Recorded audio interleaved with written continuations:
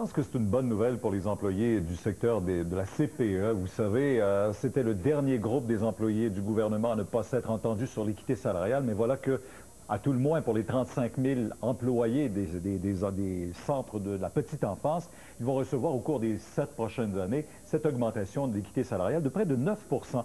Et pour comprendre cette entente, on rejoint tout de suite la ministre de la Condition féminine et ministre de la Famille et des Aînés, Mme Carole Théberge. Mme Théberge, bonjour. Bonjour, M. Bruno. Oui, ça annonçait pas ça l'an dernier. Il y avait affrontement. Là, maintenant, qu'est-ce qui a fait que ce rapprochement soit possible avec les employés? En fait, c'est un travail de long terme qu'on a fait tout le monde. Rappelons-nous, il y a quelques années, en 2003, notre gouvernement s'était engagé à concrétiser l'équité salariale, d'une part. Et moi, je m'étais engagée envers les parents et les enfants du Québec à améliorer les services de garde et envers le personnel à améliorer leurs conditions de travail et l'environnement dans lequel ils travaillaient, et ça comprend l'équité salariale. Bon, là, on parle de 9 % ou presque sur les 7 prochaines années. Donc, ils vont recevoir ça à quel rythme, cette augmentation? En fait, à partir du 1er mai 2007, à chaque année par la suite jusqu'en 2012. Ça s'échelonne sur 7 ans. Et ça s'ajoute à toute hausse salariale qui pourrait venir selon les termes de la convention collective. Exactement. Il faut se rappeler qu'en octobre dernier, nous avions réglé le volet conditions salariales. Et maintenant, avec l'équité, nous avons bouclé la boucle, en fait. Et je vais vous dire que pour les femmes du Québec, c'est un beau gain, une grande victoire. Étant responsable de la condition féminine, c'est ce que j'allais dire. En même temps, je vais vous dire que je suis très, très heureuse ce matin. Laquelle est plus heureuse, la ministre de la Condition féminine ou la ministre de la Famille? Je vais vous dire, je pense que je porte bien mes deux chapeaux ce matin. Bon, tout à fait. Mais là, cette entente-là fait en sorte que... Je me souviens très bien que le gouvernement disait et répétait, le premier ministre le dit souvent aussi, la pression sur les finances publiques est tellement forte qu'on ne peut pas céder, on ne peut pas donner toutes sortes d'augmentations. Là, ça représente une masse salariale de 100 millions en 2010-2011. Qu'est-ce qui fait que... 2011-2012, qu'est-ce qui fait que cette pression est tout à coup levée? Est-ce que c'est l'approche des élections ou si vraiment on a trouvé des sommes supplémentaires? Pas du tout. Je vais vous dire, je dois rendre hommage à ma collègue Monique Jérôme-Forget du Conseil du Trésor de sa grande collaboration dans ce dossier. Et comme elle l'a mentionné ce matin lors de l'annonce, c'est que ce volet financier-là était déjà provisionné. Nous avions prévu les enveloppes nécessaires. Il ne restait qu'à finalement à énoncer les modalités de tout ça. Mais nous avions prévu les enveloppes nécessaires. Rappelons-nous encore une fois que nous avions dit et répété à plusieurs reprises depuis 2003 que l'équité salariale se réglerait avec notre gouvernement, et c'est ce que nous avons fait. Je sais que les syndicats espéraient avoir ça sur 5 ans. Alors, vous êtes entendu sur 7 ans. C'est ce qui vous donne peut-être ce répit au niveau des finances? Oui, c'est un beau travail d'équipe qui fait en sorte qu'on peut annoncer ça ce matin. Tant la QCPE qui a fait le rôle d'employeur, évidemment la CSN qui a fait celui de la partie syndicale, et nous comme bailleurs de fonds. Et je dois ajouter que cette entente-là ne touche pas que les centres de la petite enfance. Ça touche le personnel des centres de la petite enfance, des garderies privées et des bureaux coordonnateurs et tous les corps de métier qui se retrouvent à l'intérieur de ces installations-là. Alors c'est 36 000 femmes, pardon, c'est 36 000 femmes ce matin. C'est bien pour elle. À compter du 1er mai, première hausse qui va venir. Donc, graduellement, le taux horaire va passer de 18,73 le 1er avril 2006 à 19,5 au 1er avril 2007 pour atteindre 21,65 pour les éducatrices le 1er avril 2011. Incluant les 2 % d'augmentation tels que prévu selon l'entente d'octobre 2005. Madame Théberge, merci beaucoup. Merci à vous. Bonne journée. On va aller tout de suite à la réaction et avec la présidente de l'Association québécoise des centres de la petite enfance, Mme Joanne Roy. Votre première réaction, Mme Roy?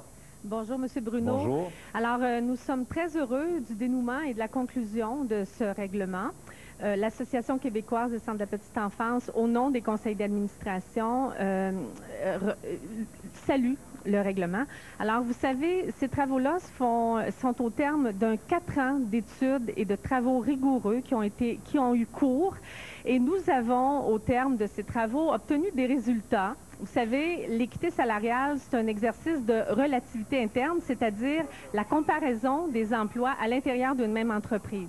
Alors, nos résultats, avec les ajustements consentis, nos résultats sont présents, sont respectés.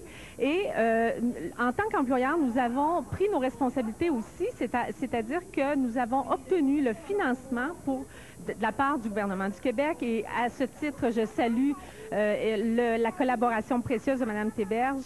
Nous avons obtenu le financement pour accompagner les ajustements salariaux qui étaient consentis. Comme quoi, par exemple, quand vous parlez de suppléments, qui serviront à quoi?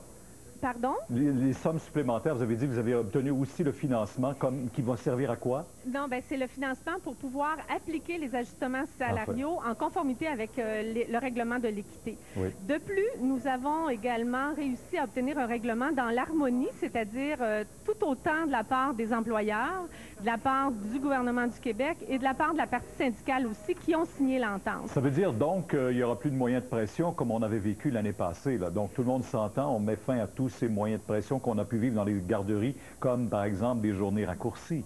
Sur la base de l'équité, parce qu'ici, on s'entend, c'est sur le dossier de l'équité. Oui. Pour le reste, bien, l'avenir nous le dira, mais pour le moment, nous avons obtenu un règlement à satisfaction. Madame Roy, merci beaucoup. Alors, ça entrera donc en vigueur à compter du 1er mai prochain. On rappelle cette entente qui est survenue sur l'équité salariale. C'était le dernier groupe et Robert Plouffe nous en parlera tantôt. On aura des réactions également d'autres personnes concernées par ce dossier-là. Soyez avec nous.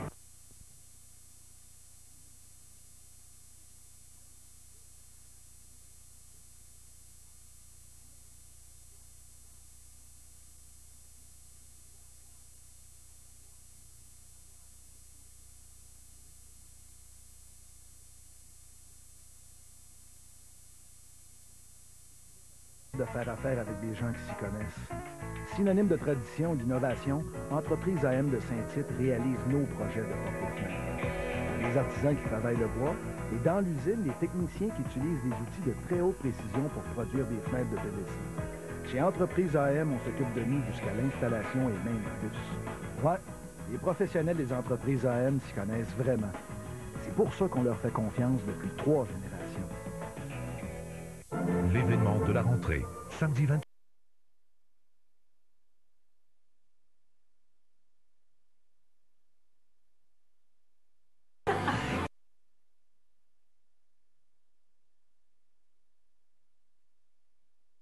Truc là-dessus. En fait, ça relève d'une journaliste spécialisée en alimentation qui s'appelle Caroline Wyman, qui a écrit un livre pour faire tomber les mythes sur les produits alimentaires. Et puis, ça s'intitule Traduction libre, son livre, là, Mieux que fait maison, des aliments surprenants qui ont changé la façon dont nous mangeons. Puis là, elle arrive avec des trucs qui vont probablement vous surprendre. Puis là, quand j'ai vu ça, j'ai dit, ça me prend Isabelle. Il faut qu'Isabelle soit avec moi pour être en mesure d'ouvrir mes horizons. Bonjour Isabelle Huot. Bon midi François. Ah, Isabelle, j'ai un courriel parce qu'il y a un des aliments dont parle la journaliste en question. Puis c'est Jean-Guy qui m'écrit et qui dit, je viens de lire que les hot dogs ne seraient pas dangereux pour la santé. Je suis le premier à applaudir car j'en mange une douzaine par semaine. Ça, c'est le courriel de Jean-Guy. Ça fait partie des mythes à faire tomber. On vous a envoyé magasiner parce que la question, c'était, tu sais, dans un hot dog, là, ils mettent-tu n'importe quoi là-dedans? C'est-tu des bouts de sabot, des bouts de nez, des bouts d'oreilles, des bouts de... bon ou mauvais? Bien, moi, je dirais à Jean-Guy de faire attention parce que ça ne veut pas dire parce que le mythe était le suivant. Il y a des yeux et des abats d'animaux dans les saucisses. Écoutez, il n'y en a pas. Hein? Il n'y a pas d'abats du tout dans les saucisses.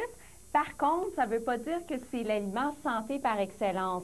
Dans les saucisses, on a beaucoup de sodium, on a des nitrites. Les nitrites, ce sont des additifs qui peuvent se transformer dans notre organisme en nitrosamine. Puis ça, c'est une substance qui est potentiellement cancérigène. Alors, je dirais à votre téléspectateur de faire attention. Vous ne pouvez pas en manger tous les jours des saucisses parce qu'au contraire, c'est salé puis on a quand même des matières grasses à l'intérieur. OK, mais pas d'yeux puis pas d'abat là-dedans. Deuxième mythe, ça touchait le... écoute, j'y vais comme ça parce que je l'ai dans l'ordre. Le shake and bake. OK, ça te dérange-tu si je le fais comme ça? Dans le shake and bake, il y avait un mythe, c'était il n'y a que des produits artificiels dans le shake and bake. Non, c'est pas le cas parce que quand on lit la liste des ingrédients, on a quoi? On a de la vraie chapelure grillée comme premier ingrédient, donc celui qui occupe la plus grande place dans le produit. On a du blé entier en deuxième place. On a de la farine de maïs. Donc, on a quand même des ingrédients qui sont sains. Par contre, ajouté à ça, on a pas mal d'additifs. On a d'huile de canola, on a de l'huile de coton hydrogéné. Donc, quand on voit la mention hydrogéné, ça veut dire quoi? Ça veut dire qu'il y a des gras trans. Donc, encore une fois, ce n'est pas un produit super santé parce qu'on a aussi du colorant à l'intérieur et différents épices et additifs, mais c'est pas hyper nocif non plus. Là, on s'entend que ça vaut pas la chapelure qu'on fait à la maison, mais c'est pas le produit à décrier totalement non plus. OK. T'as-tu trouvé, je sais pas, je vois tes trucs devant toi, as-tu trouvé du pâté? Oui. Ah, parce que là, ben non, c'est parce que là, c'était, il n'y a pas de viande dans le pâté. Bon, mais il y a de la viande. Encore une fois, je lis la liste des ingrédients. Premier ingrédient, du foie de porc, du gras de porc, du porc, encore une fois. Il y a du sucre, des additifs. Par contre, on a encore des nitrites. Donc, oui, il y a de la vraie viande, il y a des abats dans ce cas-ci. Par contre, on a des nitrites, encore une fois, qui se transforment en nitrosamine dans notre corps. Alors, c'est un produit à prendre de façon modérée, mais il y a de la vraie viande, donc c'est un mythe. Ça, c'est ça, bien le fun. Ils sont pas en envoyer partout, puis c'est bien drôle. C'est ton Cool Whip que tu as là, ton espèce de crème fouettée en tube. Il y a des gens pour dire, le mythe, c'est que là-dedans, il n'y a pas de produits laitiers. Bien, c'est vrai, il n'y a pas de produit laitier à l'intérieur. Bien non, c'est ça. Puis si on lit vraiment sur le dessus, c'est écrit un produit qui est à base d'huile comestible. Ah. Et effectivement, il y a 0 produit laitier à l'intérieur. On a de l'eau, on a des gras qui sont hydrogénés, on a des gras qui sont saturés. C'est vraiment un produit qui n'est pas santé, mais du tout, du tout. On sait que la crème, elle est riche en gras saturés, mais il vaut mieux prendre de la vraie crème, François, que de se tourner vers un substitut comme celui-là, qui contient des huiles, qui apporte des gras hydrogénés, et puis c'est pas santé du tout. Alors ça, puis les enfants, c'est populaire auprès des enfants, je déconseille totalement. Et côté produits laitiers, François, il y a 2 autres mythes. Le Cheese Whiz, hein, qui a soulevé tout un débat. Il y a des gens qui disent qu'il n'y a pas de fromage là-dedans. Bien, il y a du fromage, il y a des substances laitières et il y a aussi du vrai fromage à l'intérieur. Tout comme notre fameux Kraft Dinner, le macaroni au fromage, il y a des substances laitières, on a du vrai fromage à l'intérieur. La différence, c'est que dans ces produits-là, on a du colorant. Parce que du fromage naturel, c'est pas cette couleur-là, hein, c'est pas jaune comme ça. Tous les fromages qui sont jaunes, bien, on a additionné du colorant et pas mal d'additifs et du sodium aussi. Mais la base reste qu'il y a du fromage, tout comme dans notre fameux macaroni, il y a également du fromage. Mais je reviens sur le macaroni. Tu le sais, Isabelle, probablement t'en rencontres des jeunes et des moins jeunes qui vont se taper un petit dîner craft comme ça, facile à faire, puis qui disent c'est pas mauvais pantoute. C'est-tu un hyper mauvais choix ou ça peut bien dépanner? Tu sais, c'est quand même des pâtes, là, tu sais? Oui. C'est ça, puis comme tu dis, François, c'est quand même des pâtes. On a de la farine de blé enrichie à l'intérieur, donc on a quand même certaines vitamines, certains minéraux à l'intérieur. C'est pas le pire des choix. C'est sûr que le macaroni optimal, c'est des pâtes de blé entier avec du fromage cheddar, par exemple, pas de colorant, mais on s'entend que c'est pas aussi pratique. Puis notre pâte de blé entier, elle est plus longue à cuire. C'est un substitut qui est facile. Il y en a d'autres qui seraient quand même plus santé. Il y en a des compagnies équivalentes qui ont sorti, entre autres, je pense, Menu Bleu, qui a sorti un choix plus intéressant, mais c'est pas non plus le pire des choix. Je te donne 15 secondes avant d'aller à la pause. Quel est le dernier produit dont tu veux me parler pour faire tomber le dernier mythe? Le Tang, j'ai lu là-dessus, le Tang, c'est qu'il y a rien que du sucre là-dedans. C'est ça. Bien, il y a beaucoup de sucre. C'est sûr. On a aussi de la vitamine C. Une portion de Tang comble l'apport quotidien recommandé en vitamine C, mais c'est pas ça qui est important, c'est qu'on n'a pas de vrai jus à l'intérieur. On n'a que des additifs avec l'acide ascorbique qui est de la vitamine C. C'est pas du tout intéressant. On a tellement de bons jus sur le marché. Pourquoi se tourner vers ces boissons-là à l'orange, même s'il y a de la vitamine C, c'est pas un produit à conseiller. C'est du sucre, du colorant, et un choix nettement moins avantageux que le vrai jus. J'aime tellement ça t'avoir avec nous, faire tomber des trucs comme ça. Reviens de temps en temps pour nous faire comprendre que ce qu'on mange, c'est un peu à quoi on va ressembler également. Merci beaucoup, Isabelle. Merci. Salut, Isabelle. Bye. Bon, on s'en va à la pause là-dessus. On a fait tomber des affaires, vous en savez pas pire. Puis Jean-Guy, pas trop d'hot dog à chaque semaine. Au retour, Claude nous revient. Dans ces jours, le portrait intime des 10 candidats masculins d'Occupation Double. Et en primeur, l'album de famille d'Eva à Villa, la nouvelle coqueluche de Canadian Idol. Plus, la nouvelle section Star System Extra avec Herbie Moreau. Mon séjour, il y en a dedans. Il est 5h30. Bienvenue à Bonjour la Mauricie. Nuit occupée pour les policiers de Trois-Rivières. Problème de circulation ce matin. Plusieurs matchs hier dans le monde du hockey. Dame Nature sera clémente avec nous aujourd'hui. Plusieurs spectacles en région ce soir. Comme eux, soyez de Bonjour la Mauricie dès 5h30 à CHLM 550. Ah non, pitié s'il vous plaît, arrête de parler de son camion, je ne suis plus capable. Pourquoi mon camion c'est le meilleur? Vous savez les filles, mon camion c'est le plus vendu au Québec. 237, 238, 239 $ par mois, pas de dépôt, pas de mise de fonds. Le meilleur vendeur au Québec, le Ford Ranger. 239 $ en location, pas de dépôt de sécurité, pas de mise de fonds. Équipé d'un moteur V6 3 litres, un lecteur CD et beaucoup plus encore. Écoute-moi bien, mon petit Bob, il y a un concessionnaire Ford par là et un autre par là-bas.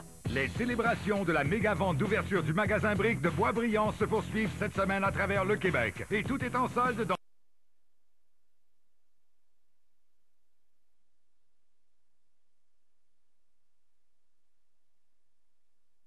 Smart System Extra avec Herbie Mo. Remplacer leur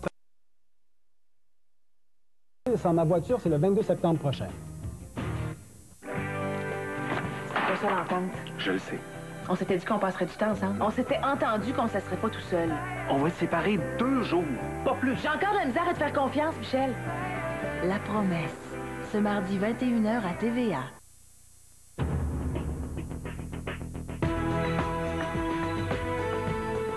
Et c'est Claude qui revient avec un paquet de suggestions, notamment réaction à ce qu'on se dit. Claude, qu'est-ce que tu nous racontes? Bien, en fait, réaction au culte de la minceur, Ouais. aux mannequins, aux modèles qu'on nous propose. De plus en plus de jeunes, je crois, ont envie de ressembler à ces gens-là. On espère que ça va changer. Donc, ce que ça peut entraîner, parfois, pas toujours, c'est des troubles alimentaires. Les jeunes ont envie d'être minces. Donc, si vous êtes aux prises avec des troubles alimentaires ou si vous avez l'impression que les gens autour de vous peuvent souffrir de troubles alimentaires, il y a un site qui est très bien fait. C'est celui de l'Association québécoise d'aide aux personnes souffrant d'anorexie nerveuse et de boulimie. Donc, on va vous parler de l'association ici, qui est un organisme à but non lucratif qui assiste les gens qui sont affectés par ce type de problème-là.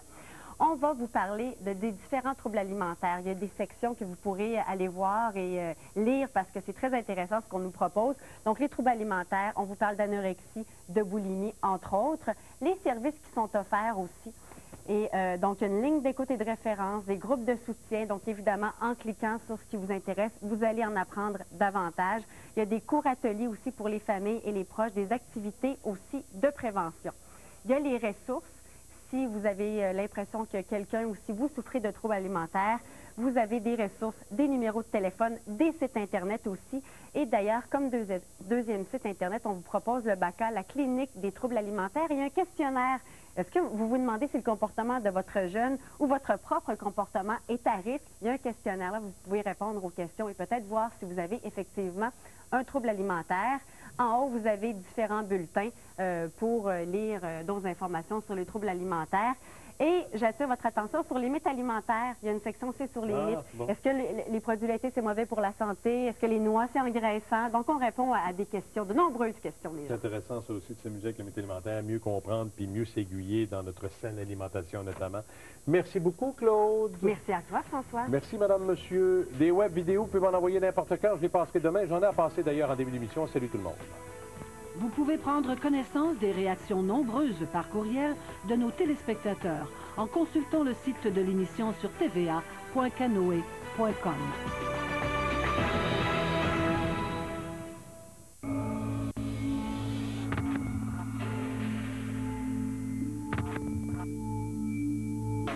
Regénèse, urgence biotechnologique, diffusée sur Mystère, une chaîne spécialisée du groupe TVA. Savourez l'automne à Shopping TVA.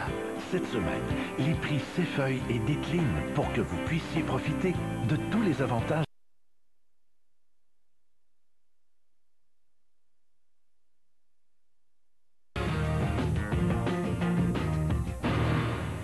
Ah, on est mardi. Ah, bonjour, bienvenue à l'émission La vie en Mauricie. Excellent mardi. Aujourd'hui, on vous propose une petite nouvelle. Ben oui, c'est Katia Courteau, de la librairie Clément Morin, qui succède à notre amie Geneviève Desilets, mais c'est en rotation. Vous allez revoir Geneviève très bientôt. Et on s'attaque à de la littérature pour les tout-petits. C'est toujours bien cute et hyper bien fait, encore une fois. Katia sera avec nous dans quelques instants. En ville, sans ma voiture, vous connaissez certainement, c'est un mouvement international qui date peut-être fin 90 ou en 1998 précisément. C'est les Européens qui ont implanté ce modèle-là et nous, ben, on embarque là-dedans. Ici en Mauricie, pour le 22 septembre prochain, il y a Montréal, Québec, puis je dis en Mauricie, Trois-Rivières, Sherbrooke, Gatineau, Québec, Montréal, qui emboîtent le pas. Comment ça fonctionne? Qu'est-ce qu'il faut faire? Quels sont les moyens qu'on peut utiliser pour éviter de prendre notre voiture parce qu'on est vraiment dépendant de ça, je pense, aujourd'hui. J'ai à mes côtés Marilyn Sauvé, qui fait partie de la Société de développement économique de Trois-Rivières. Bonjour. Bonjour, Martin. Et la porte-parole de ce mouvement-là pour l'édition 2006, Fabiola Toupin, salut. Allô, Martin. Je veux que tu mettes ton pied sur la table. Ben, écoutez, moi, Je suis venue aujourd'hui à la station, bien sûr, en patin. C'est pas juste pour l'émission. C'est pas juste aujourd'hui. Elle est arrivée ici en sueur. Ah, mais oui, complètement. Puis elle a travaillé pour vrai. Oui, c'est ça, c'est tous les jours. C'est une initiative régulière pour toi d'utiliser tes patins à roue alignés, le vélo? Tout à fait. Moi, c'est une des causes pour lesquelles on m'a interpellée, à travers laquelle je peux dire que je suis complètement intégrée, autant physique que psychologiquement. Moi, ça fait une dizaine d'années que je roule en patin au centre-ville et que je me rends autant dans le secteur Trois-Rivières-Ouest qu'ici, dans le secteur du Cégep, Normanville et puis tous les alentours, en patin à roue alignée. Il faut juste te donner une petite serviette à côté parce qu'on a chaud quand on arrive. Mais c'est tout, mais c'est excellent. Mais c'est pas long, moi, d'ici, du centre-ville à ici, même pas 15 minutes. 13 minutes et quelques. On est proche de tout, moi, en fait. C'est pas long. Même à pied, les initiatives sont pas si loin.